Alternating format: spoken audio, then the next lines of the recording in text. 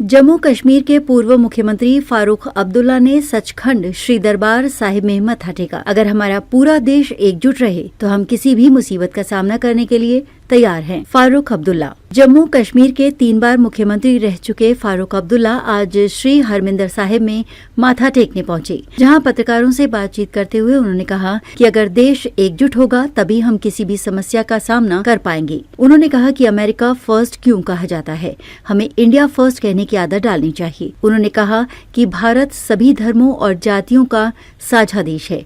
उन्होंने कहा कि भारत उनका भी है जिनका कोई धर्म नहीं, और इस भावना को आज की सरकारों को समझना होगा। जम्मू कश्मीर को केंद्र शासित प्रदेश बनाने पर फारूक अब्दुल्ला ने कहा कि जो राज्य देश का ताज था उसके साथ केंद्र ने कालिख पोत दी है। उन्होंने कहा कि राज्य के अधिकारों का वादा गृह मंत्री और प्रधानमंत्री ने संसद में किया है। उन्हें उम्मीद है कि गृह मंत्री और प्रधानमंत्री इस वादे पर खरा उतरेंगे। उन्होंने कहा कि जब वो एक साथ आएंगे तो इसका असर जरूर दिखेगा। उन्होंने इसका उदाहरण पिछले किसान आंदोलन से दिया, जिसमें केंद्र ने तीनों कानूनों को वापस लेने से साफ इनकार कर दिया था। ये कानून उल्टा प्रतीत हो रहा था, लेकिन जनता की ताकत ने केंद्र को ये कानून वापस लेने पर मजबूर कर दिया। कश्मीर मुद्दे के समाधान की बात करते हुए उन्होंने कहा कि अब समय आ गया है कि यूरोपीय संघ की तरह सार्क देशों को भी एक साथ मिलकर ऐसे सभी मुद्दों को सुलझाना चाहिए, तभी ये सभी मुद्दे सुलझ सकते हैं। दुनिया भर में फैली शांति और हथियारों की बात करते हुए उन्होंने कहा कि अगर दुनिया में अशांति नहीं होगी तो उन कंपनियों को क्या फायदा होगा जो बड़ी संख्या में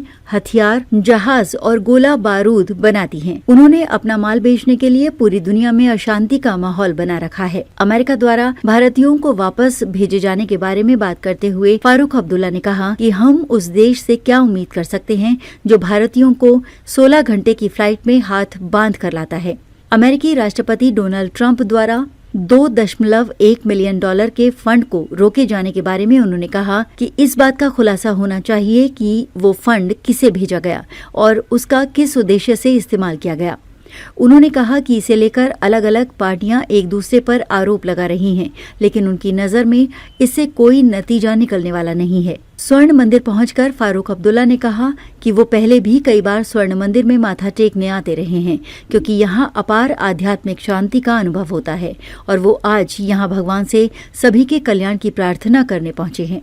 इस दौरान स्वर्ण मंदिर स्थित सूचना केंद्र में शिरोमणि कमेटी के पदाधिकारियों ने उन्हें सम्मानित भी किया। सबसे पहले गोल्डन टेम्पल विजिट के बारे में बात करेंगे। देखिए, बहुत वक्त से मेरी चाहत थी कि यहाँ हरमिंदर साहब आऊं और अपने दुख दर्द यहाँ रखूं, और बड़ी शांति मुझे मिली यहाँ। पहले भी कई दफा आया हूँ और आज जरूरी था इस उम्र में यहाँ पहुँचना। मैं अपने दोस्तों का मशहूर हूँ जिन्होंने मुझे यहाँ पे लाया, और जो सेवा इन्होंने की यहाँ मुझे वहाँ तक पहुँचाने की, मैं इनका बहुत दिली इनका शुक्रिया करता हूँ। देश में जो माइनॉरिटीज हैं उनको लेकर काफी प्रॉब्लम्स आ रही हैं, डिस्क्रिमिनेशन हो रहा है माइनॉरिटीज के साथ, इसके बारे में आप क्या कहेंगे? देखिए, ये एक अफसोस की बात है। भारत सबका देश है, वो हिंदू हो, मुसलमान हो, सिख हो, ईसाई हो, बौद्ध हो, जैन हो, जो भी है, और वो भी जिनका कोई धर्म नहीं है। ये जो आग लगी है, ये एक सियासी आग लगी है, वोट जीतने की, और मैं अफसोस करता हूं कि ये होना नहीं चाहिए। भारत बचेगा जब हम सब इकट्ठे रहेंगे। भारत को अगर कोई भी आपत्ति आएगी तो सब इकट्ठे उसका लड़ेंगे। पहले भी हुआ है, आज भी होगा। सर, J&K को लेकर पेशा सेपरेट नेशन, यूनाइट इंडिया के लेकर इसको लेकर सवाल उठते रहे, इसको बारे में आप क्या कह रहे हैं? क्या कहते हैं J&K के बारे में? क्या J&K को अलग से स्टेट माना जाता है या बोला जाता है, और इंडिया को अलग से तो कहाँ स्टेट है?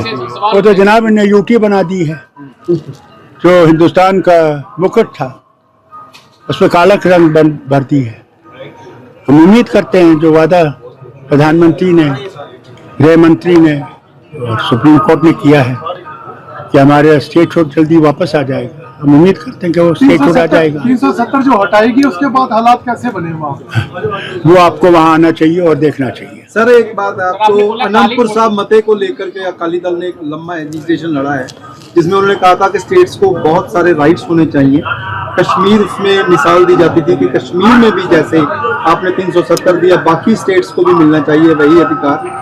अब कैसा लगता है? ये तो एक को छीन गए तो देंगे या नहीं देंगे मैं नहीं जानता, और ये बात जरूर कहूँगा, हर रियासत का अपना अपना अपनी मुश्किलात है, और केंद्र सब चीज़ें समझता नहीं हो सकता, हो ही नहीं सकता। इतनी रियासतें हैं, ज़बानें इतनी हैं, धर्म इतने हैं, यानी कल्चर डिफरेंट है। अगर हमने भारत को इकट्ठे रखना है तो हमने सबके दुख दर्द को समझने की कोशिश करनी। जब हम सब दुख दर्द समझेंगे तभी भारत मजबूत होगा। भारत भीख मांग कर मजबूत नहीं होगा। भारत को अपने पांव पर खड़ा होना है, तब वो महान देश बनेगा। भीख मांगने से नहीं बनेगा। अमेरिका के सामने हम झुके या किसी और के सामने झुके, क्यों झुके? जब ट्रम्प कहता है कि अमेरिका फर्स्ट, हम क्यों नहीं कहते इंडिया फर्स्ट? मैंने कभी नहीं किसी को सुना ये कहते कि इंडिया फर्स्ट।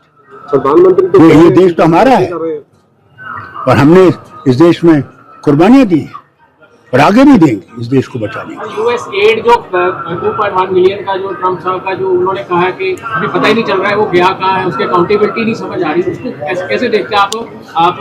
जो हमारे शहरियों को वापस भेजे, भेड़ियां पहना के 16 घंटे जहाज में रखे, उससे क्या एतबार कर सकते हैं? उससे क्या उम्मीद कर सकते हैं? ट्रम्प कहता है जो फंड देते हैं इंडिया को उसका पता नहीं लगता कि कहाँ चला जाता है फंड। पहले तो ये बताया ना, कब दिया, कितना दिया, किसको दिया, ये तो बताते नहीं है, वो तो हवा में कहते हैं। अभी उन्होंने बयान दिया कि साहब हमने इतने $1 मिलियन भेजे हैं वहाँ इलेक्शन के लिए, किसको दिए, किस वजह से दिए, कहाँ गया वो, उसका हिसाब दे। Sir, prime minister Modi ji के होते हुए देश में एकता, अखंडता और एक दूसरे के साथ प्यार हो सकता है? ये वक्त बताएगा। सर, बीजेपी और कांग्रेस है इस फंड को लेके एक दूसरे पर इल्जाम लगा रही है, लेकिन इस फंड का नहीं पता चल रहा है। आप कैबिनेट, मैंने कहा ना जनाब, यहाँ किसी चीज का पता नहीं लगता। सर, एक लास्ट, हम अफसोस इस बात का है कि पार्लियामेंट में कमेटी बन जाती है, आप उस पर बहस की जाए। याद है आपको किसानों के 3 बिल लाए थे, हमने उसे कहा था मेहरबानी करके गलत बिल है, इसको मेहरबानी करके सिलेक्ट कमेटी में भेजिए, नहीं भेजा। 700 से ज्यादा किसानों ने अपनी शहादत दी। जब यूपी का इलेक्शन आया तो तीनों बिल वापस लेने पड़े। उससे पहले क्या कहते थे, हम बिल्कुल नहीं लेंगे, होएगा ही नहीं। ताकत देश में इंसानों की है। जिस दिन ये देश उठेगा और अपना हक मांगेगा, उस दिन सबको पता चलेगा कि देश कहाँ है और किधर है और क्या हुआ है। देखिए, सुनिए, मैं आपको सुनाऊं, इस गलत फहमी से आप हटिएगा कि यह प्रॉब्लम कभी खत्म होगा। इंटरनेशनल पावर्स जो हैं वो कोई भी ऐसी चीजें खत्म नहीं करना चाहते। वो मामला हो पैलेस्टाइन का या वो जम्मू कश्मीर का। उनके बंदूकें कैसे बिकेंगे, उनके जहाज कैसे बिकेंगे, उनके तोपे कैसे बिकेंगे, उनके पानी के जहाज कैसे बिकेंगे? वो अपनी कंपनियां चलाना चाहते हैं हमारे खून के ऊपर। तो फिर गुमराह नौजवानों को आप दिशा देने के लिए कुछ उसमें, मैं तो समझता हूँ कि दोनों मुल्कों को, बल्कि सार्क जो था, सार्क को हमें रीजनरेट करना चाहिए।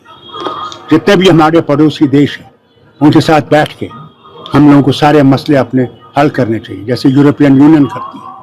इसीलिए सार्क बना था।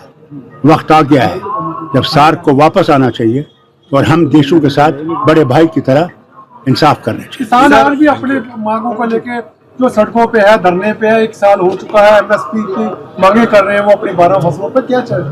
मैं समझता हूँ उनको मिलना चाहिए, उनका हक है। उनसे वादा किया गया, जब उन्होंने सेक्शन खत्म की क्या कहा गया, आपको मिनिमम प्राइस गारंटी हम देते हैं, करेंगे हम उसकी, इसीलिए वो बैठे हैं आज तक।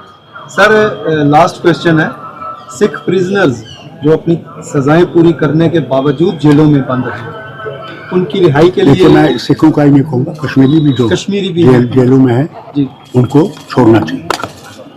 उनने बहुत सजा पाली, बहुत दुख दे लिए उनके घर वालों ने भी, उनको छोड़ना चाहिए कि वो भी शहरियों के साथ रह सकें।